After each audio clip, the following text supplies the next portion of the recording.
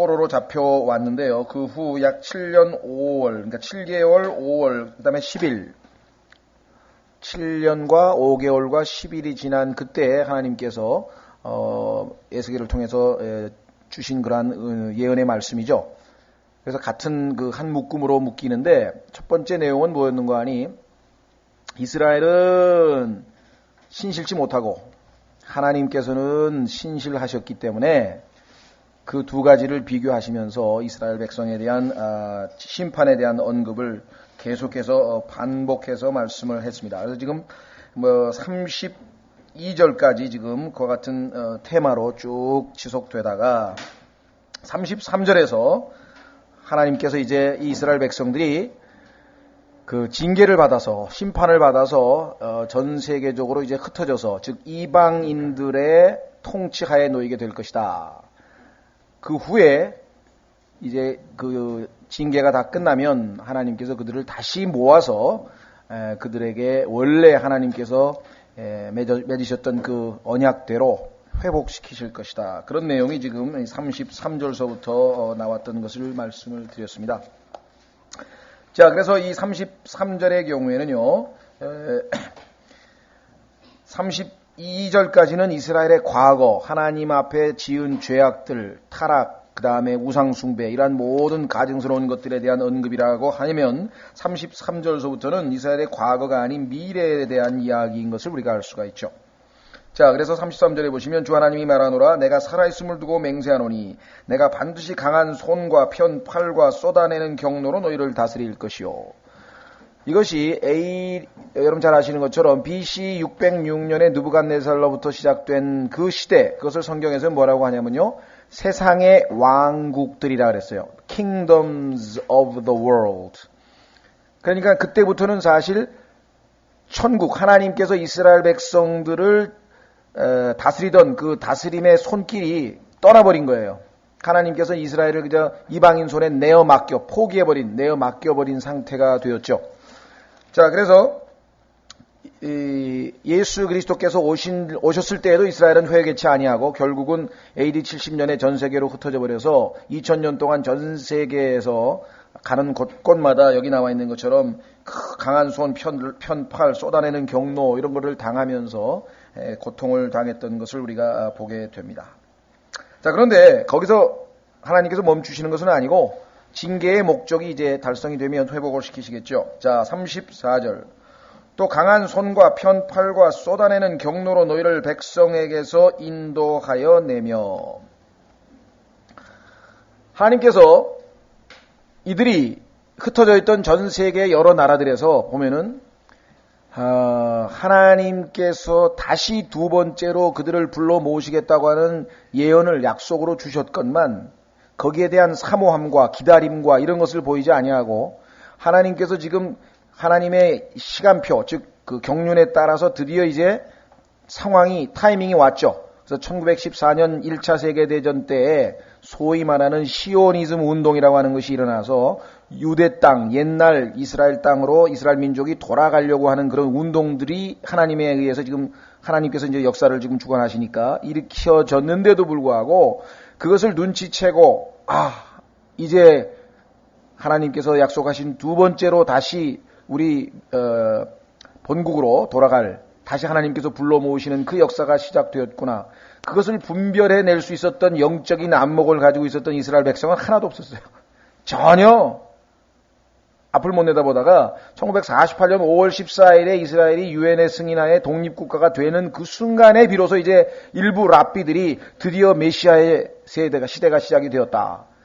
이 세대가 다 지나가기 전에 예수 그리스도께서 재림하신다고 약속하신 그 약속이 시점이 바로 지금이다. 이렇게 이제 선언했던 몇몇 구약 성경을 알고 있었던 랍비들이 있었지만 1차 세계대전 당시 때는 거의 사람들이 그런 걸 짐작을 못하고 있었죠.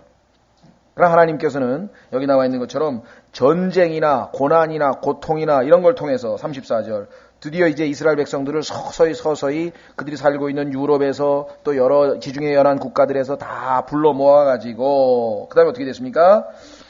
너희가 흩어져 거하던 여러 나라에서 너희를 모아내고 그 다음에 어떻게 하는가 보세요. 너희를 인도하여 그 다음에 어떻게 됩니까? 지금 이제 뭐 1948년 나라가 지금 세워졌지만 아직 이스라엘 백성들이 전 세계에서 다 돌아온 건 아닙니다. 상당수의 이스라엘 백성들 중에는요, 미국, 유럽을 비롯한 아주 이 선진 국가에서 안주하면서 상당히 사회적인 지위를 누리면서, 그렇죠? 요즘 이제 뭐 민주국가가 돼서 히틀러 이후로는 반유대주의가 어떤 감정적으로는 반유대주의적인 정서가 있긴 있지만 실제적으로 뭐 유대인들을 핍박한다거나 잡아 죽인다거나 그런 일은 지금 없잖아요. 히틀러 이후로는. 러시아에서 물론 반유대주의가 좀 있긴 있었습니다만은 그래도 하여간 그 러시아에 있던 사람들은 이제 핍박을 피해서 아니면 기회를 찾아서 많이 지금 이스라엘로 왔죠. 왜냐하면 정착금도 주고 집도 주고 다 이제 이스라엘 이 정부가 했기 때문에. 또 이디오피아에서 있던 그 얼굴이 검은 쪽에 속한 그러한 이디오피아에 살던 유대인들도 지금 많이 지금 다시 정착촌을 지어서 지금 데려오고 있고. 그러나 유럽과 미국에 살고 있는 유대인들 중에는 뭐 우리가 뭐가 아쉬워서 그 뭐라 그럴까요? 정정이 불안하고 언제 전쟁 터질지 모르는 그 중동의 이스라엘은 뭐하러 돌아가서 사느냐 이렇게 해서 안 돌아오고 있는 사람도 꽤 많거든요, 아직은. 그러나 이제 하나님께서 때가 되면 여기 이제 미래 이야기입니다. 그들을 인도하여 광야의 백성에 이르러. 전 세계적으로 지금 반유대주의 운동이 굉장히 강력하게 일어나고 있거든요. 어딜 가서도 유대인들이 어디 인정받거나 아니면 이렇게 좀 환영받는 데가 지금 거의 없어요. 더더군다나 이제 적 그리스도가 등장하게 되고 교회 휴거되고 점점 그런 분위기가 아주 짙어가겠죠.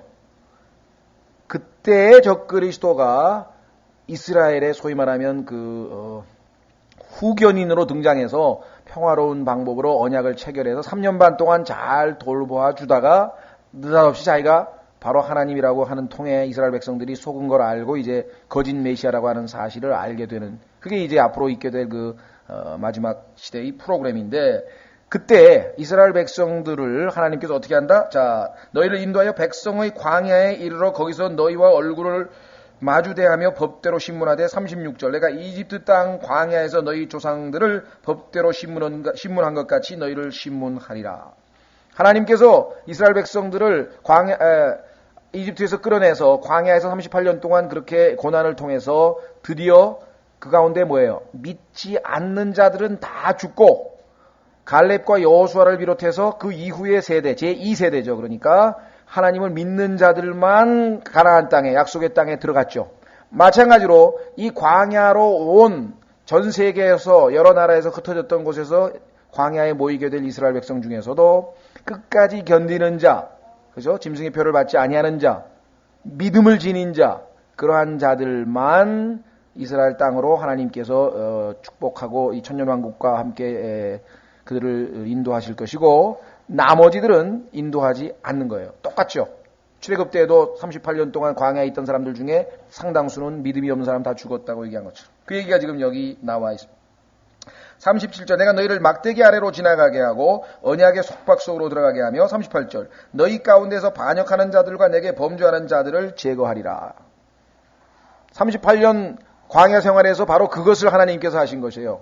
선별하는 거예요. 누가 마음을 하나님 앞에 올바르게 갖는가, 그거를 테스팅 해봤는데 여호수아 갈렙과 그 다음에 아무것도 모르던 제2세들을 제외한 나머지는 전부 다 믿음 없이 하나님을 의심하고 반역했기 때문에 결국은 가나안 땅에 못 들어갔다고 성경이 말씀한 것처럼 이 시대에도 14만 4천 명 이마에 인 맞을 사람들을 제외하고는 아주 극소수만이 지금 이 믿음을 지키고, 그렇지 않은 사람들은 지금 적그리스도의 짐승의 표를 받던거나 아니면 짐승의 형상에 절을 하거나 이렇게 배반을 하게 되겠죠, 하나님은. 자, 그래서 제거하리라. 그들이 머무는 나라에서 내가 그들을 인도하여 나오게 하되, 나오긴 나왔죠, 출애굽처럼. 그러나 광야에서 다 죽었듯이 이들도 뭐예요? 이스라엘 땅으로 들어가지는 못하게 하리니. 다 들어가는 게 아니라 이마에 이를 맞고 믿음으로 끝까지 견디는 자들만. 내가 주인 줄을 너희가 알리라. 자, 그래서 여기 우리가 한 가지 짚고 넘어갈 것 중에 하나는요, 37절에 막대기 아래로 지나가게 한다. 두 가지 의미가 있습니다, 성경에 보면은. 막대기는 성경에 보면 하나님의 진노의 도구죠. 그래서 아시리아인도 하나님의 막대기예요. 히틀러도 하나님의 막대기고, 하나님이 사용하시는 막대기, 이스라엘 백성을 치고 또 우리로 치면은 교회도 징계를 해서 하나님께서 정신 차리도록 하는 그런 막대기 역할을 하는데, 그 막대기를 맞으면 어떻게 됩니까? 정신 차리게 되죠. 정신 차리면 어떻게 됩니까? 거룩한 삶을 살게 되거든요. 그래서 이 막대기라고 하는 것은 사람들을 성별시켜내는, 즉 양들이 쭉 지나가는데 딱 보니까 흠이 없고 점도 없는 그런 양이 있어요. 그러면 그 양은 막대기로 딱 툭툭 쳐가지고 양우리 안에 집어넣고, 병들고 이런 양들은 바깥으로 내보내고, 그게 막대기 사용 방법 중에 하나거든요. 그러니까 막대기는 첫째는 징계의 막대기라는 게 성경에서 나타나고, 두 번째는 성별의 막대기예요. 자, 실제적으로 한번 확인해 보겠습니다. 레위기에 한번 보시면 27장 32절 보시면 양을 우리 안에다가 이렇게 집어넣을 때 구별하는 방법이 막대기를 사용한다고 되어 있어요. 레위기 27장 32절.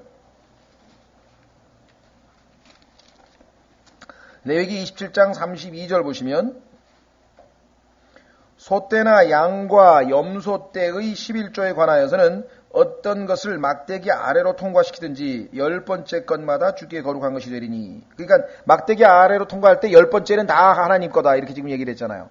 그러니까 막대기 아래로 통과한다고 하는 의미는 성별시킨다는 의미. 그러면 전 세계에서 광야로, 이스라엘 땅으로 다시 돌아올 귀환이죠. 귀환하게 될 유대인이 그러면 다 나중에 천국 백성이 되느냐? 그런 건 아니고, 그들 중에 여기 나와 있는 것처럼 막대기 아래로 통과하게 됐을 때 성별된 자들만, 즉 하나님의 징계를 잘 받아들여서 거룩하게 변화된 사람들만, 그렇지 않고 짐승의 이게 고난을 통과할 때, 어려움을 당할 때 적그리스도에게 굴복해버린다든가 이런 자들은 해당이 안 된다, 이 말이 되겠고요. 두 번째로 37절에 언약의 속박 속에 들어가게 하며. 이게 무슨 소리냐? 이 속박이라고 하는 말이 좀 어색한 것 같은데요. 잘 달리 번역하기가 좀 어렵습니다. 그 얘기는 뭐냐? 속박이라고 하는 것은 묶는 거잖아요. 그죠? 묶는 거예요. 그러면 결혼이라고 하는 것은 남자와 여자가 서로를 묶었잖아요. 그래서 하나가 된 거 아니에요. 지난번에 말씀드리기를 이 라틴어나 스페인 말로 이 에스포사라고 하는 말이 그러니까 남편, 아내라고 할 때 에스포사라고 하는 말이 있는데, 그 단어의 원래 의미는 무슨 뜻이냐면은 이 수갑 있잖아요. 수갑. 두 개 이렇게 경찰이 잡을 때 수갑, 양쪽에 딱, 그러면 수갑 여기다 채우면은 양쪽에 끈이 그 체인으로 묶여 있어서 풀릴 수가 없잖아요. 그러니까 속박된 거죠, 서로가. 그렇죠? 예, 속박. 서로가 서로를 지금 언약 안에 지금 속박이 돼 있잖아요. 묶여 있잖아요. 그러니까 하나님께서 원래 처음에 출애굽 당시에 언약을 체결했을 때 부부가 된 거 아니에요, 지금. 이스라엘과 하나님께서. 하나님은 이스라엘의 남편이고 이스라엘은 하나님의 아내가 됐다고 지금 성경에 말씀을 했는데, 이 아내가 지금 보니까 막 다른 신도한테 가기도 하고 뭐 지금 계속 소위 말하면 신실치 못한 거예요. 부정을 계속 저지르는 거예요. 계속 이 언약을 깨트려 버린 거예요.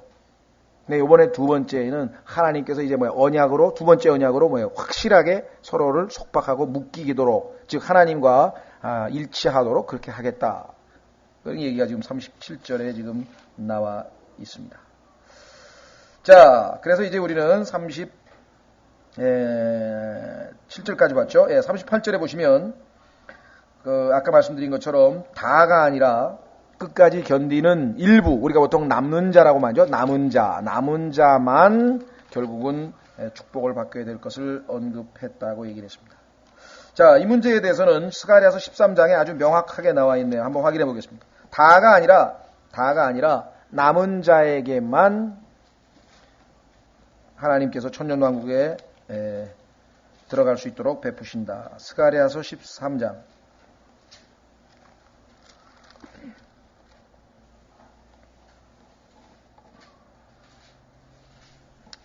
스가랴서 13장 보시면은요,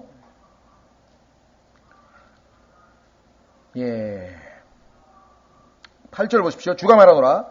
이 온 땅에서 3분의 2는 끊어져 죽을 것이요 오직 3분의 1만 거기에 남으리라. 내가 그 3분의 1을 불 가운데로 지나가게 하고 은을 단련하듯 단련하며 금을 단련하듯 단련하리라. 그들이 내 이름을 부르리니 내가 그들의 말을 들을 것이며 또 말하기를 이는 내 백성이라 할 것이요 그들은 말하기를 주는 내 하나님이시니이다 하리라. 그러니까 3분의 2는 다 죽고 3분의 1만 살아남아서 그들만이 신실한 자로 하나님 앞에 불리게 될 것이라고 하는 것을 성경에서 분명하게 말씀하고 있습니다. 그렇죠? 예. 자, 그 다음에 이제 우리는 39절에 갔는데, 이 39절이 참 성경에서 일부, 뭐랄까요. 그리스도인들 중에는, 야, 이거 좀 성경에 이런 말이 나올 수 있을까? 하나님께서 이런 어법을 사용하실까? 하면서 좀 의문시하고 잘 받아들이지 못하는 내용 중에 하나입니다. 뭐라고 하나 보십시오. 하나님께서 39절. 오 이스라엘의 집아 너희에 관하여 주 하나님께서 이같이 말씀하시니라. 너희가 내 말에 귀를 기울이려 하지 아니하면 가서 각각 자기 우상들을 섬기고 이후에도 그리할 것이며. 자, 내가 지금까지 너에게 경고하고 그리하지 말라고 회개하라고 그렇게 여러 번 얘기를 했는데 내 말을 안 들을 거냐? 그러려면 차라리 우상에게 가라 이게. 네? 근데 사실은 이게 뭐 우상에게 가라고 하는 것을 진짜 권면해서가 아니라 너무 말을 안 듣니까 그렇잖아요. 우리도 자식 키우다 보면 하도 말 안 듣면 뭐라 그래요? 나가버려 그러죠. 야, 너 내 말 안 들으려면 엄마 아빠 말 안 들으려면 나가라 나가. 근데 그게 진짜 나가라는 겁니까? 아니면은 제발 말 좀 들으라는 얘기입니까? 속뜻을 읽어야죠. 그렇잖아요. 아니 인간들도 상식적으로 얘기했을 때 응? 야, 너 막 아빠 엄마 말 안 들으려면 제발 야 나가라 나가 집에. 그러니까 알겠습니다 하고 나가는 그 자식은 그게 정상이에요? 그게 아니죠. 근데 하도 답답하니까 하나님께서 지금 이렇게 얘기하신 거예요. 그냥 너 내 말 안 들으려면 기울이지 않으려면 각각 가서 자기 우상 네 우상이나 섬겨라. 가서 집에 있는 우상이나 섬기고 이후에도 계속 그러라 그냥. 나한테 찾아올 것 없이. 자, 그 다음에 뭐라 그러세요? 다시는 너희 예물들과 너희 우상들로 내 거룩한 이름을 더럽히지 말지니라. 그러니까 가서 네 마음껏 우상 섬기고 네 마음껏 하고 싶은 대로 네 마음껏 살고 그 대신 나는 하나님을 믿는다든가 주님을 믿는다든가 나는 여호와를 뭐 섬긴다든가 나는 뭐 크리스찬이라든가 그런 쓸데없는 소리는 제발 하지 말아라 이게. 굉장히 하나님께서 화가 나신 거예요. 그렇죠? 이게 아주 보통 심각한 얘기가 아니죠.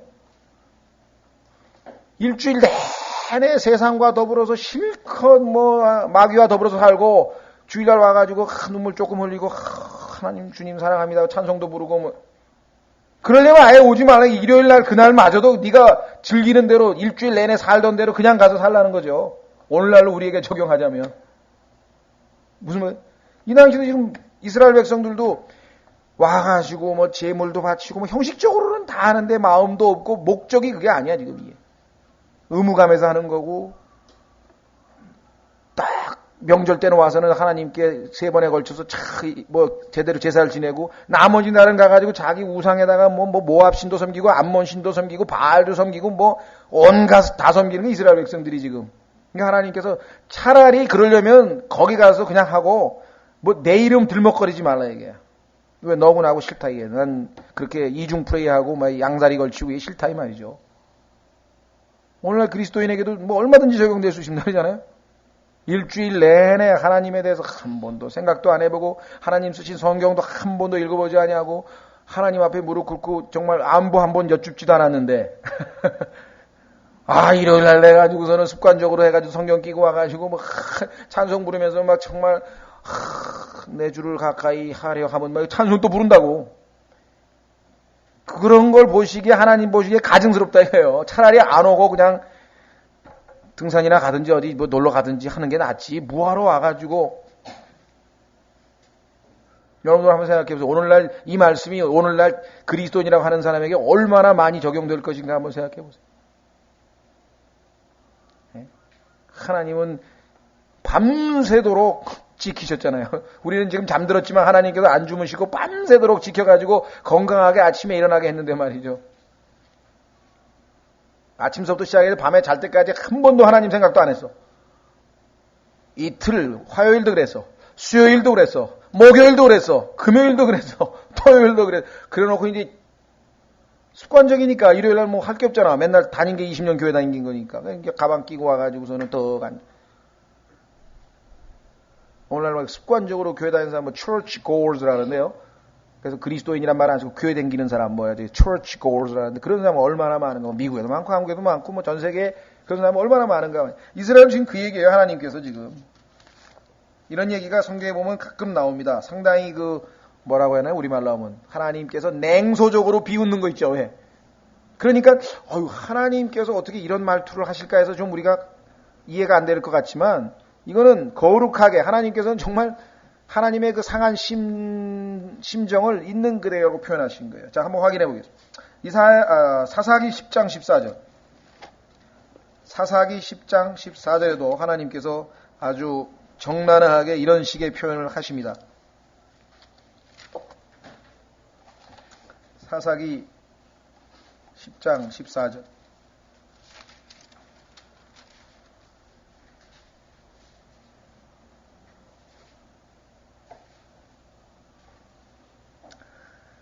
자, 하나님께서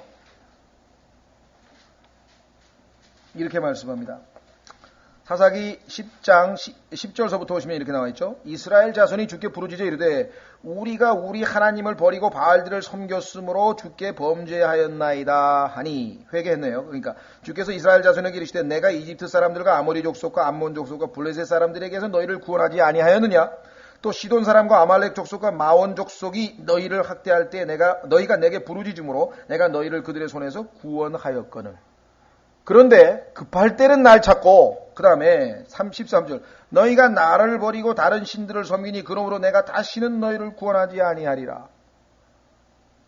아니 급할 때만 나한테 찾아와서 도와달라 그러고 평소 때는 딴 데 가서 실컷.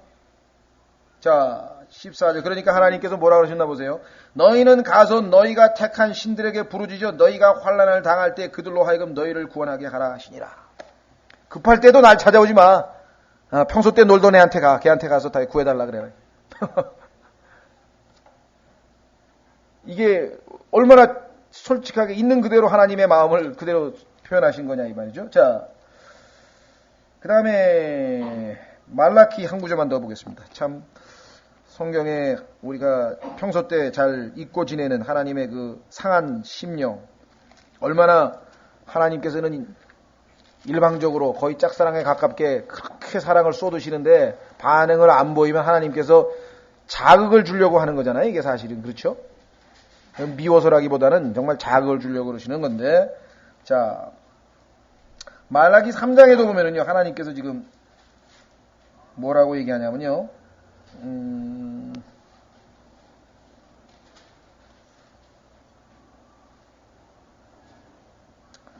어디 있나요? 가만있어 보자. 가서 길갈에서 범죄하고 뭐 이런 말씀이 어디 있을 텐데 하나님께서 죄를 지으라고 하신 말씀이 있죠.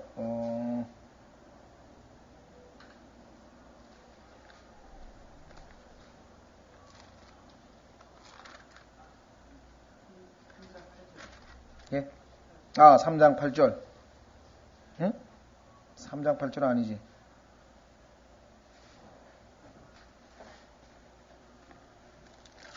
말라키가 아닌가?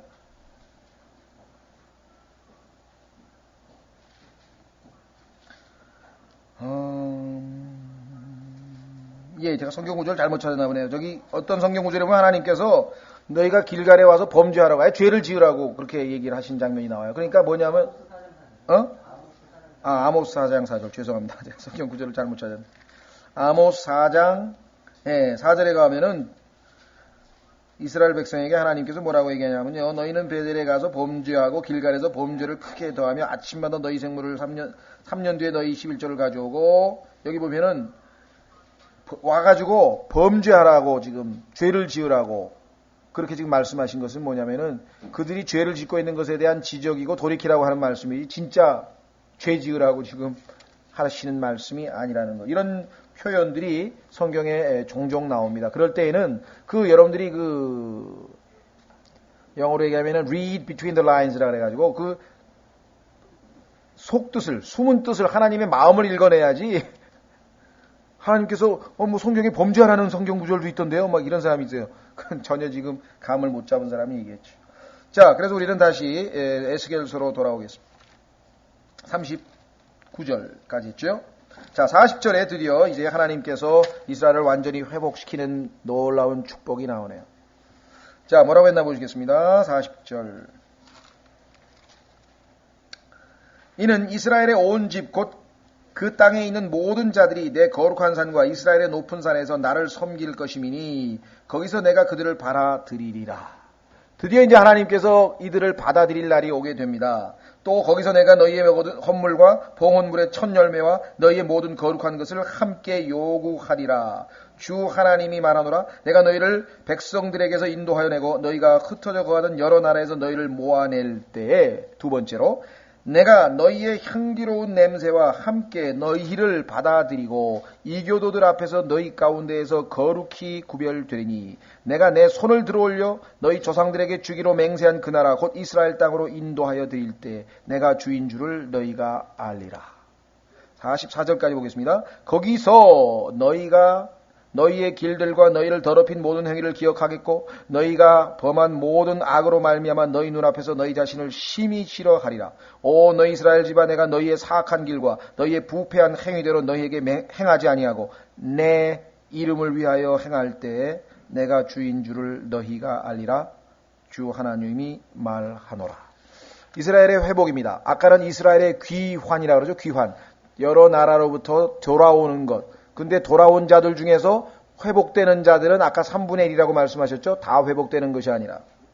자, 여러분들 이스라엘이 회복되기 전에 어떤 일이 벌어졌는가? 사실 39절과 40절 사이에 역사적인 그 연대기적 순서로 보면은 사건이 하나 빠져 있는데 그것은 뭐냐면 하나님께서 그들에게 회개할 기회를 주신 것이었죠. 자, 한번 확인해 보겠습니다.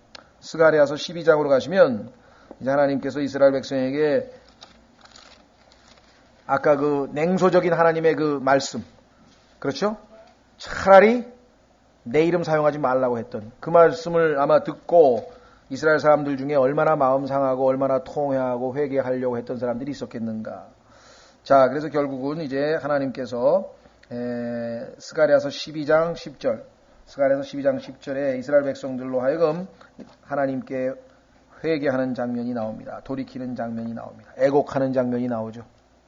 아주 정말 아마 역사상 최고의 그 부흥 집회가 아닌가 싶어요.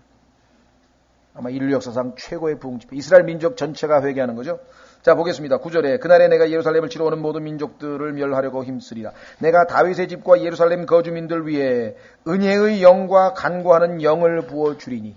왜 부어주십니까? 이제는 하나님께로 돌이키고자 하는 회개하는 마음을 하나님이 읽으신 거예요. 호세아서에 보면 나오잖아요. 6장에. 뭐라 그랬어요? 호세아서 6장에 보면은 이제는 우리가 주께로 돌아가자. 그가 우리를 치셨으나 우리를 싸매실 것이요. 우리를 과거에는 쳤지만 우리가 돌이키면 싸매실 분이시다라고 하는 사실을 인정했다. 그래서 하나님께 돌이키는 것. 신약성경 사도행전 20장에도 나오죠. 바울이 전파한 것 두 가지라 그랬어요. 내가 한 일은 두 가지인데 하나는 사람들로 하여금 하나님께로 toward 하나님을 향하여 돌이키고 자기 인생길을 자기가 마음대로 가다가 그게 아니고 하나님께로 돌이키고 그 다음에 예수 그리스도를 향한 믿음 그 두 가지예요.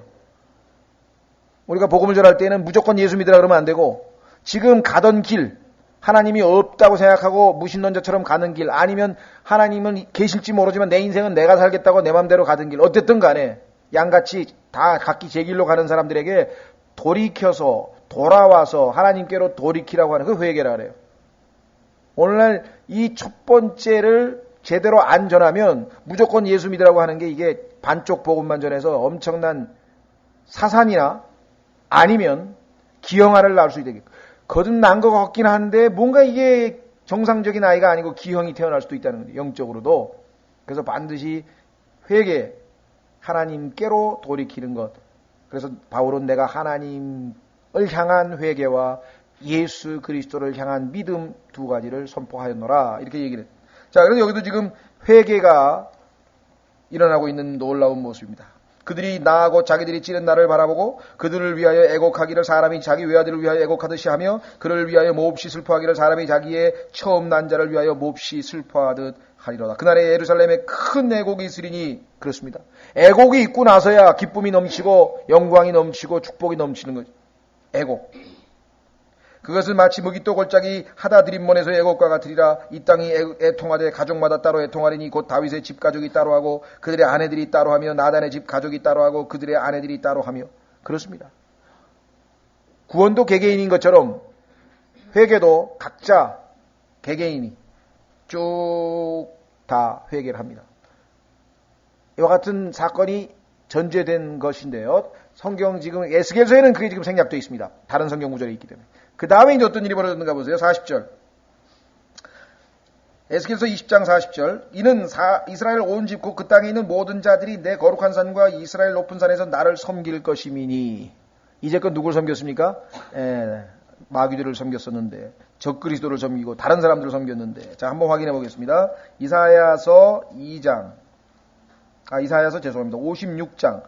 이사야서 56장에 보시면은요, 이스라엘뿐만 아니라 이방 민족들도 양과 염소 중에서 마태복음 25장에서 염소가 아닌 양으로 분리될 이방 민족들도 이제 전부 다 주님을 경배하는 모습을 이사야서 56장에서 보게 됩니다. 이사야서 56장 6절. 이사야서 56장 6절에서 8절을 보시면요. 이사야서 56장 6절.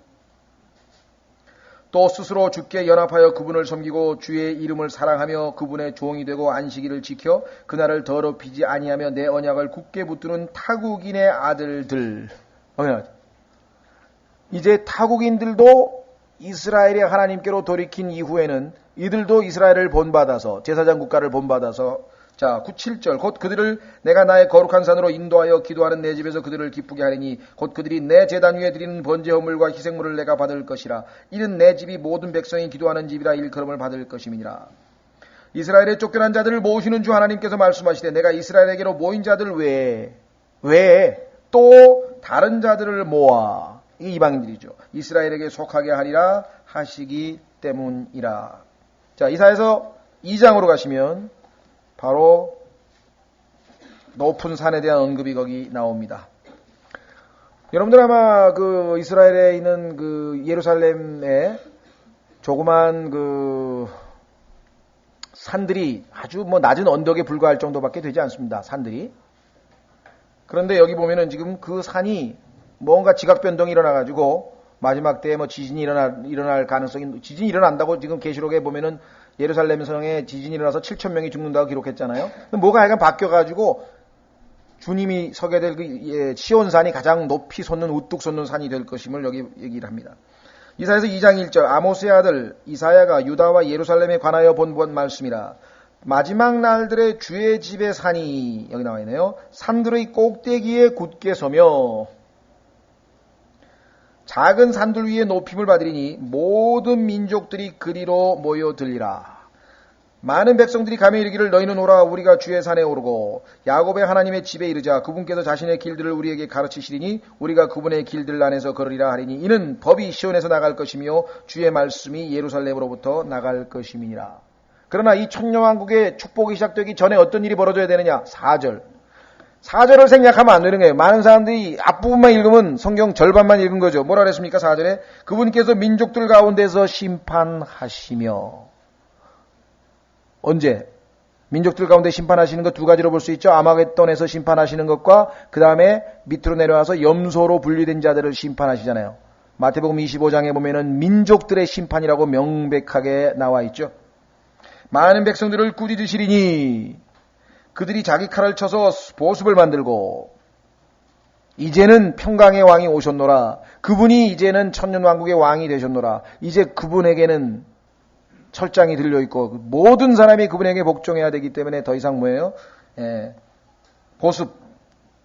보습을 만들고 칼, 전쟁 무기를 농사 무기로 농사 짓는 기구로 만들었어요. 창을 쳐서 낫을 만들 것이며 민족이 민족을 치려고 칼을 들지 아니하고 다시는 그들이 싸움을 배우지 아니하리라. 그러니까 그냥 육군사관학교고 뭐 그런 거 필요, 전쟁을 배울 그런 군대 학교 이런 것이 더 이상 필요 없게 될 것이라고 성경에서 말씀을 했습니다. 자, 그래서 에스겔서로 돌아가면 바로 그 내용이 지금 우리가 읽고 있는 부분. 에스겔서 20장 40절. 이는 이스라엘의 온 집 그 땅에 있는 모든 자들이 내 거룩한 산, 아까 나왔죠? 산.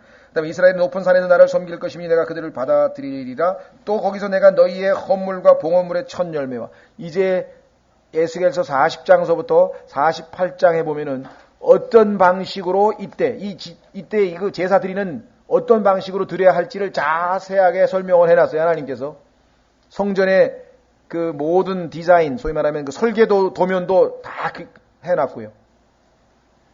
미래에 이루어질 일이죠.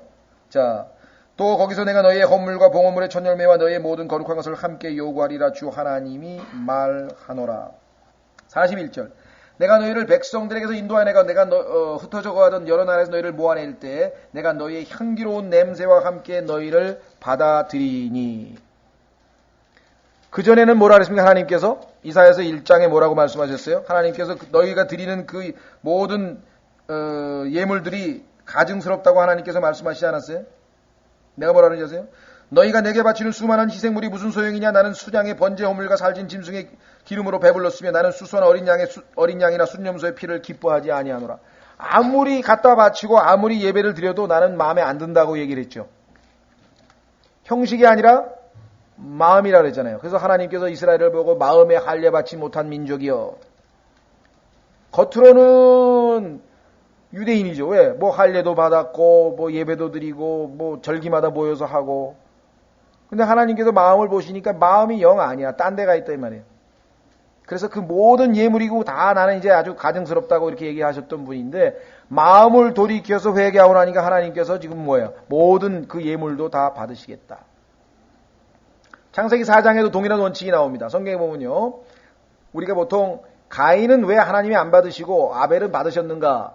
그때 우리는 피 얘기를 많이 합니다. 그렇죠? 하나님께서 가죽옷을 만드시면서 하나님 앞에 나올 때는 반드시 그 피가 있어야만 하나님께서 받아주신다라고 하는 것을 가르쳐 줬는데, 아니 이 가인은 그 피도 없이 말이지 저주받은 땅, 하나님께서 저주를 하는데 그 저주받은 땅에서 농사 지어가지고 자기 열심으로 자기 의를 내세워서 만들어가지고 하나님께 갖다 바쳤으니까 안 받으셨다. 맞죠?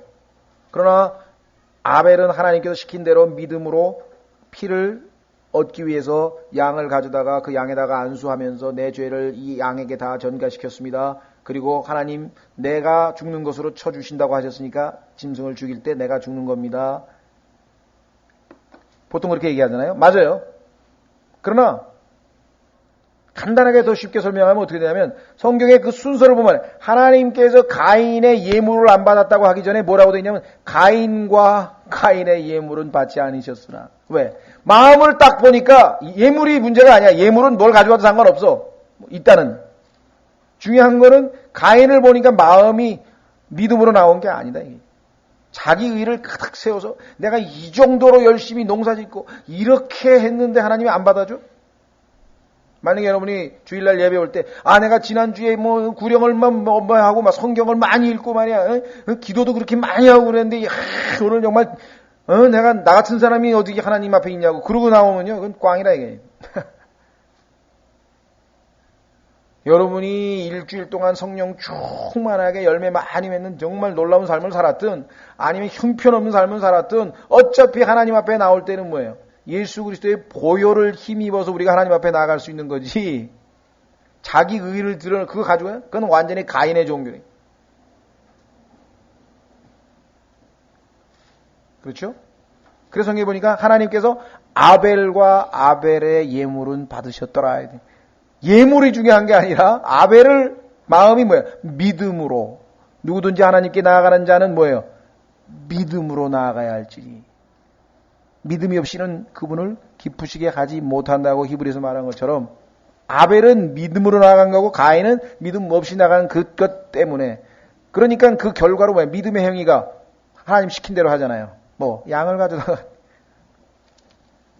속에서부터 문제가 발생했다고 하는 사실을 우리가 마찬가지. 자, 그래서 이제 마음의 변화가 있었기 때문에 하나님께서 이 헌물 다 받아주시는 거예요. 향기로운 냄새, 그 예물도 드리는 것도 다 받아주시는 거예요. 자, 그 다음에 이교도들 앞에서 너희 가운데서 거룩히 구별되리니. 여태까지는요, 이교도들 앞에서 속된 말로 하나님 망신만 시킨 거예요. 저 성경에 나오잖아요. 너희들 때문에 이교도들 앞에서 하나님의 이름이 모독을 당하는도다. 이스라엘을 보면 하나님이 모독을 당하는 게 된 거예요. 왜? 뭐 우리 그리스도인들도 행실이 형편없으면 다 뭐예요? 아이, 누가 욕을 먹어요? 야, 예수 믿는다는 사람이 말이야. 예수쟁이가 말이야. 여기 저거 보라고 말이야. 안 믿는 사람보다 못하다고. 그러면 누가 예수님이 욕을 잡수시는 거죠. 이스라엘도 마찬가지였다.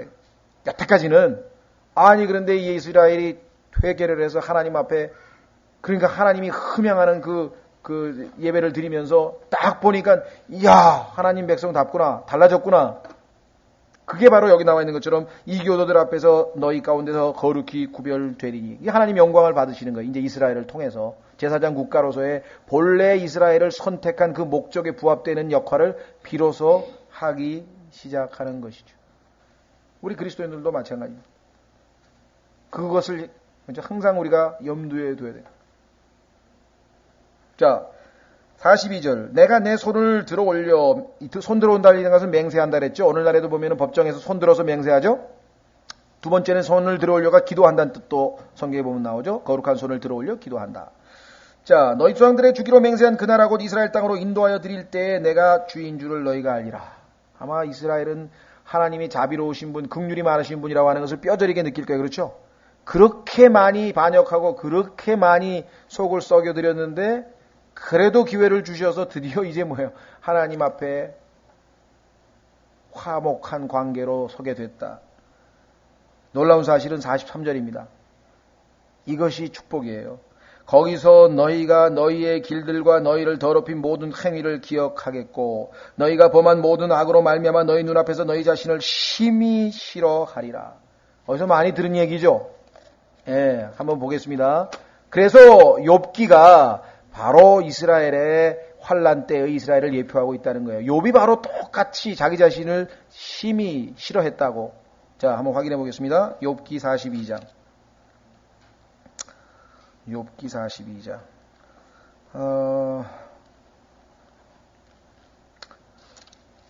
하여간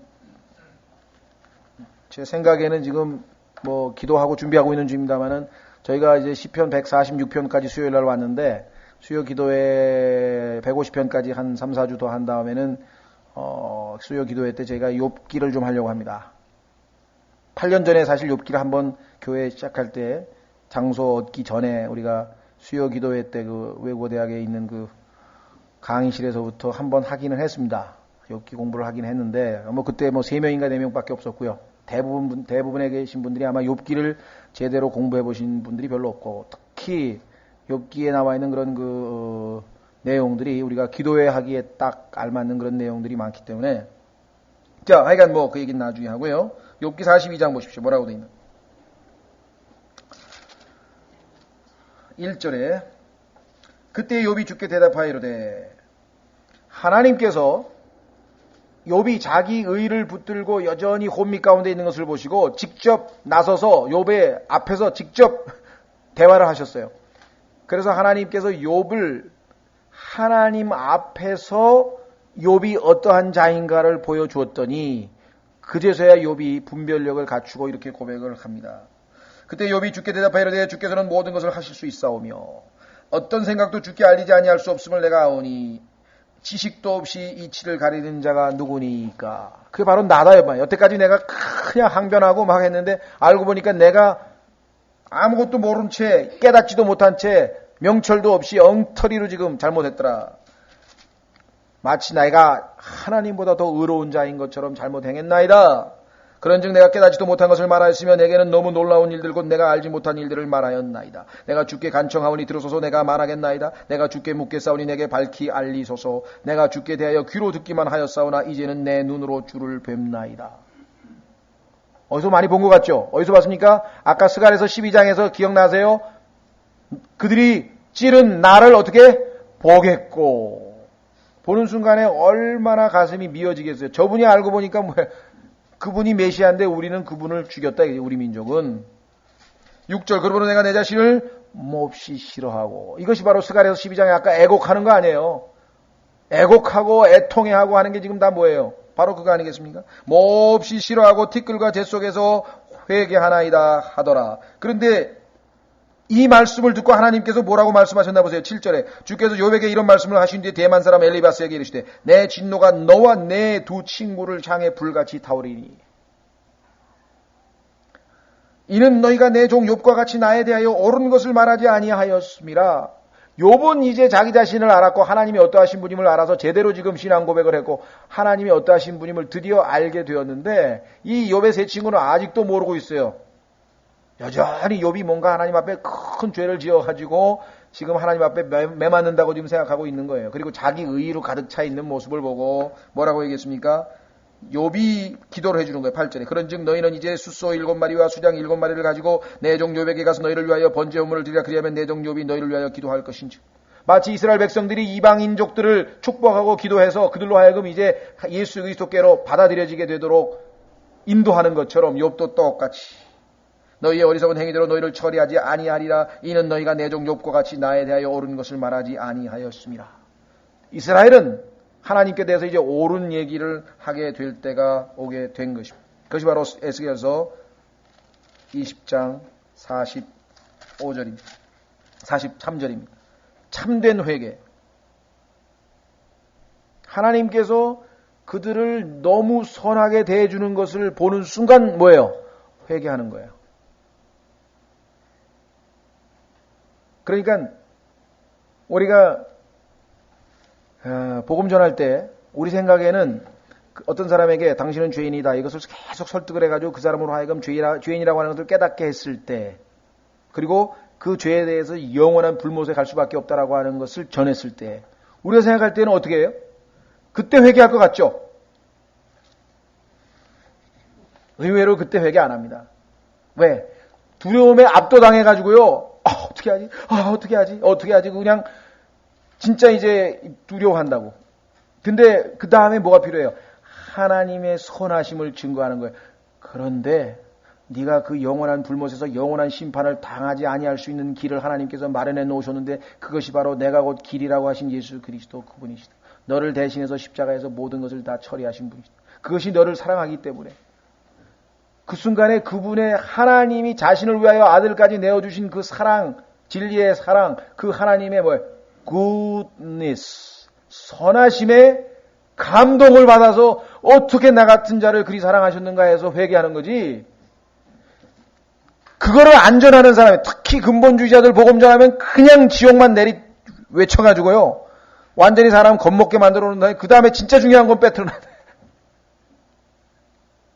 간악한 자가 아주 정말 너무 죄인이 돌이키는 것은 그 하나님의 선하심에 감동해서 어떻게 왜? 나는 당연히 지옥에 갈 수밖에 없는 worthy of death, 죽어야 마땅한 자인데 지옥에 가야 마땅한 자인데 어떻게 나 같은 자를 그렇게 선히 대해 주실 수 있단 말인가? 그때 회개가 일어나는 거죠. 이스라엘도 지금 보세요. 하나님께서 지금 이렇게 너무나 하나님이 선하게 대해 주시니까 여기 나와 있는 것처럼 그 순간에 자기 자신을 싫어할 하나님은 너무나 감사한. 그래서 여기 뭐라고 해있어? 이 44절에 하나님의 선하심이 나와. 뭐가 선하심입니까? 오 너희 이스라엘 집아 내가 너희의 사악한 길과 너희의 부패한 행위대로 너희에게 행하지 아니하고. 여러분들 아주 많이 읽은 구절이죠. 한번 확인해 보겠습니다. 디도서 3장에 보면은 우리 신약 그리스도인들에게도 똑같은 말씀이 적용되어 있어요.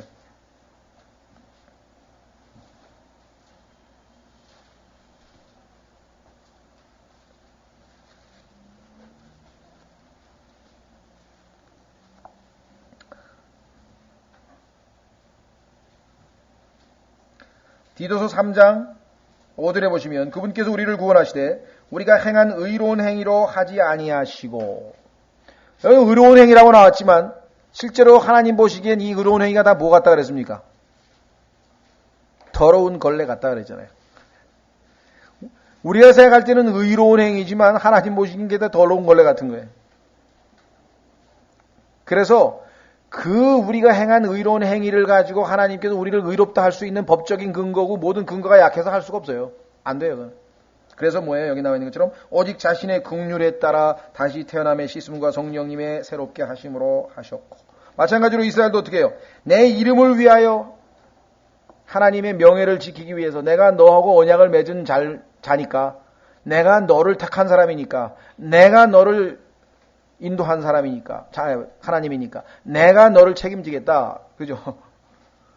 하나님의 명예가 달려있기 때문에 내 이름 때문에 너에게 내가 이렇게 은혜를 베푼 것이다 라고 하는 얘기를 지금 하고 계시는 것입니다. 자, 그래서 우리는 이스라엘 백성들의 아주 이 회개에 돌이키는 모습에 대해서 살펴봤는데요. 참 마지막 장면이 아주 압권입니다. 그렇죠? 내가 주인 줄을 너희가 알리라. 2000년 전에 우리 조상들이 십자가에 못 박고 십자가에 못 박으라 외치고 그 앞에서 침을 뱉고 온갖 조롱을 당하고 했던 그분이 우리가 창으로 찔린 그분이 바로 우리의 메시아요, 우리의 그리스도라고 하는 것을 이스라엘 백성들이 깨닫게 되는 셈입니다. 자, 그래서 두 구절만 찾겠습니다. 아까 그 41절에 이교도들 앞에서 너희 가운데서 거룩히 구별되리니 했을 때 그 이교도들과의 관계에 대해서 한번 좀 살펴보려고 합니다. 이사야서 60장 보십시오. 이사야서 60장. 정말 이스라엘이 체면을 드디어 세우는 거예요. 여태까지는 체면을 다 구겼는데 드디어 이제 이방인들이 보니까 선민답구나. 선민다운데 하고 이제 비로소 자, 이사야서 60장 10절.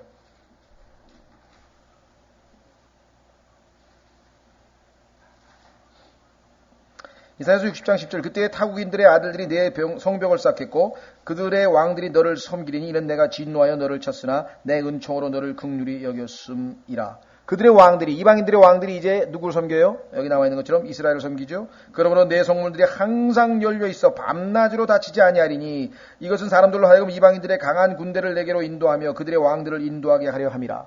이스라엘을 섬기는 이방 민족들, 이는 너를 섬기려 하지 아니하는 민족과 왕국은 멸망할 것임이니.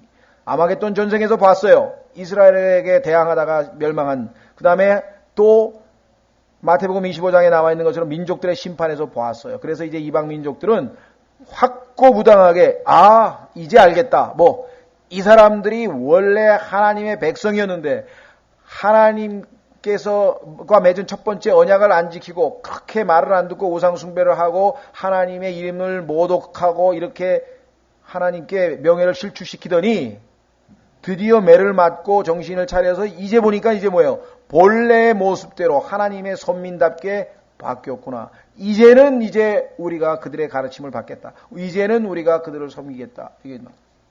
이는 너를 섬기려 하지 아니하는 민족과 왕국은 멸망할 것이니 참으로 그런 민족들은 완전히 피폐하게 되리라. 이방인들을 선도하는 이스라엘의 모습이 나와 있죠. 이런 구절들은 여러분 아시다시피 성경에 곳곳에 나와 있는데요. 너무 많습니다만 한 구절만 찾고 마치겠습니다. 스가랴서 14장에 보시면 그 당시에 이방인들이 이스라엘의 왕이신 예수 그리스도를 섬기지 아니하면 어떤 심판을 받게 될 것인가가 스가랴서 14장에 경고가 나와 있습니다. 스가랴서 14장.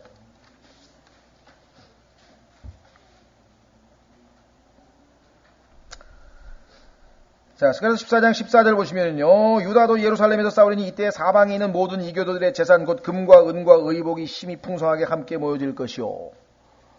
적그리스도가 노략질해서 모아놓은 모든 재물들이 다 누구에게로 갑니까? 이스라엘에게로. 그런 일이 한 번 있었죠. 언제?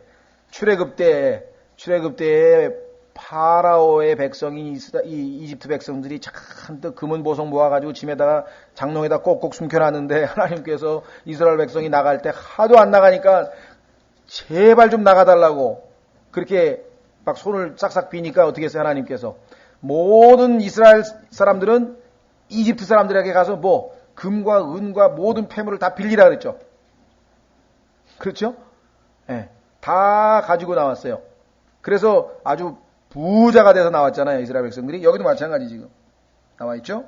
또 말과 노새와 낙타와 나귀와 이 장막들에 있는 모든 짐승에게 임할 재앙도 이 재앙 같으리라. 16절.